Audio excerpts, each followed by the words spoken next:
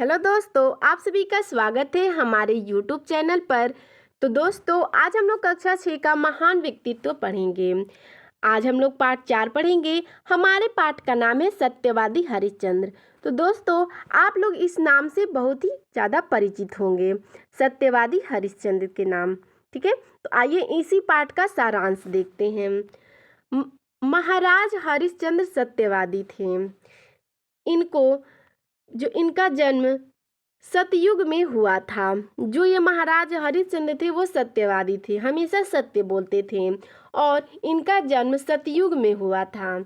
इनकी पत्नी का नाम तारामती और पुत्र का नाम रोहताश्व था। इनकी पत्नी जो थी उनका नाम तारामती था और इनका एक पुत्र था जिसका नाम रोहताश्व था। आगे देखते हैं। एक बार राजा ने स्वप्न में अपना सारा राज्य महर्षि विश्वामित्र को दान में दे दिया। देखिए दोस्तों, एक बार राजा सोए हुए थे और उनको एक स्वप्न यानी कि सपना आता है कि वो अपना सारा राज्य है वो महर्षि विश्वामित्र को दे देते हैं। दूसरे दिन महर्षि विश्वामित्र इनके दरबार में आए और जब वो सपना बीतता है तो दूसरा दिन आता है, तो उसमें विश्वामित्र जो होते हैं वो दरबार में आते हैं। क्या कहते हैं, चलिए देखते हैं। उन्होंने महाराज को स्वप्न में दान की बात याद दिलाई और जो महर्षि विश्वामित्र थे वो कहते हैं कि जो आपने स्वप्न में देखा था कि आपने मुझे सारा दान दे रहे हैं अपने राज्य, तो वो उस बात को याद दिलाते हैं। महाराज ने प्रसन्नता से सारा राज्य विश्वामित्र को दान कर दिया और वो जो स्वप्न देखे थे उससे वो महर्षि विश्वामित्र को वो सारा दान में दे देते हैं अपना राज्य। ठीक है, दान करने के बाद दक्षिणा दी जाती है। जैसा कि हम लोग जानते हैं कि जब दान दे देंगे तो उसके बाद दक्षिणा की बारी आती है। तो दक्षिणा में क्या होता है, चलिए देखते हैं। सारा राज्य तो वे दान कर ही चुके थे, अब दक्षिणा के लिए धन कहाँ से आए। हरिश्चंद्र ने विश्वामित्र को दक्षिणा देने के लिए अपने को बेचने का निश्चय किया। देखिए दोस्तों, जब दक्षिणा की बारी आती है तो वो सोचते हैं कि मैंने तो अपना सारा राज्य इनको दान में दे ही दिया है, अब वो सोचते हैं कि मैं दक्षिणा के लिए धन कहाँ से लाऊंगा। फिर यह हरिश्चंद्र जो होते हैं वो निश्चय करते हैं कि मैं अपने को यानी कि खुद को मैं बेच दूंगा। ठीक है, आगे देखते हैं। ये काशी की ओर चल पड़े। वहां जाकर इन्होंने अपने आप को बेचने की पूरी कोशिश की। शाम को रानी तथा पुत्र को एक व्यक्ति ने मोल ले लिया तथा हरिश्चंद्र को शमशान के स्वामी ने मोल दिया। देखिए, ये काशी चले जाते हैं खुद को बेचने। ठीक है, वहाँ पे जाते हैं तो वहाँ जाकर इन्होंने अपने को बेचने की बहुत कोशिश करते हैं, पूरा कोशिश करते हैं। फिर शाम को क्या होता है कि रानी को और उनके पुत्र को यानी कि जो रानी तारामती थी और उनका पुत्र जो रोहताश्व था उसको एक व्यक्ति आते हैं और उसको खरीद लेते हैं, उन दोनों को।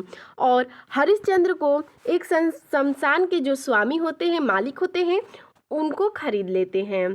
ठीक है, आगे देखते हैं क्या होता है। महाराज हरिश्चंद्र को शमशान की रखवाली का काम मिला और तारामती को घर का चौका बर्तन करने का। जो महाराजा हरिश्चंद्र थे उनको जो शमशान की रखवाली करने का काम मिलता है और तारामती को यह काम मिलता है कि घर का चूल्हा चौका करने के लिए। ठीक है, एक दिन रोहताश्व एक सर्प ने डस लिया।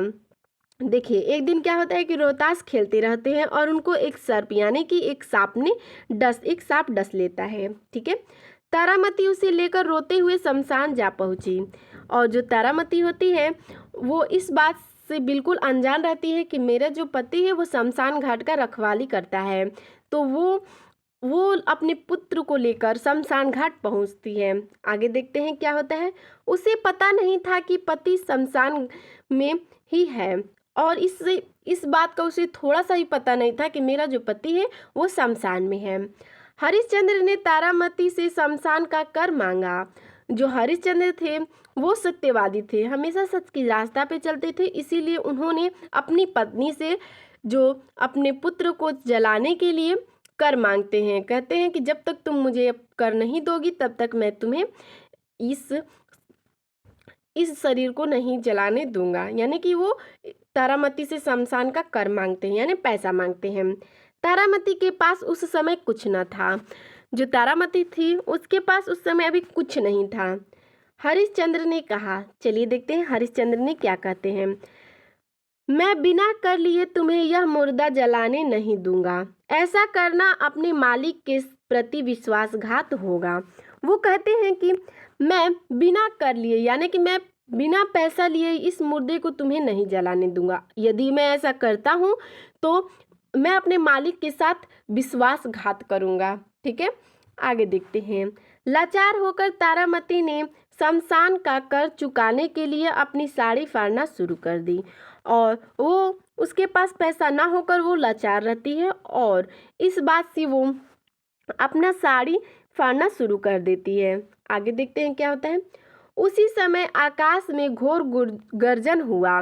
विश्वामित्र प्रकट हुए। रोहतास भी जीवित हो उठा। देखिए क्या होता है, जब वो अपनी साड़ी फाड़ रही थी तभी उस समय आकाश में घोर गर्जन होता है और उस समय विश्वामित्र प्रकट हो जाते हैं और जो रोहतास मरे हुए थे वो भी जीवित हो जाते हैं। विश्वामित्र ने कहा, चलिए देखते हैं विश्वामित्र क्या कहते हैं। हे राजा, तुम धन्य हो। यह सब तुम्हारी परीक्षा हो रही थी। तुम श्रेष्ठ, सत्यवादी और धार्मिक हो। वो कहते हैं कि हे राजा, तुम धन्य हो। ठीक है, यह सब तुम्हारी ये जो हो रही थी ये परीक्षाएं हो रही थी। तुम श्रेष्ठ और सत्यवादी और धार्मिक हो। ठीक है, आगे देखते हैं। वास्तव में हरिश्चंद्र हमारे ऐसे पूर्वज हैं जिन पर प्रत्येक भारतवासी को गर्व है। ठीक है, आगे देखते हैं। इस पाठ से हमें क्या शिक्षा मिलती है। सत्य बोलना, धर्म पालन और कर्तव्य निष्ठ से सभी कठिन कार्य सफल और सरल हो जाते हैं। देखिए दोस्तों, अगर आप हमेशा सच बोलेंगे, धर्म का पालन करेंगे, कर्तव्य निष्ठ रहेंगे तो आपके जितने भी कठिन कार्य होंगे वो सरल हो जाएंगे, वो सफल, उसमें आप सफल हो जाएंगे। ठीक है, तो दोस्तों आपको हमारा यह वीडियो कैसा लगा हमें कमेंट में ज़रूर बताइएगा। धन्यवाद।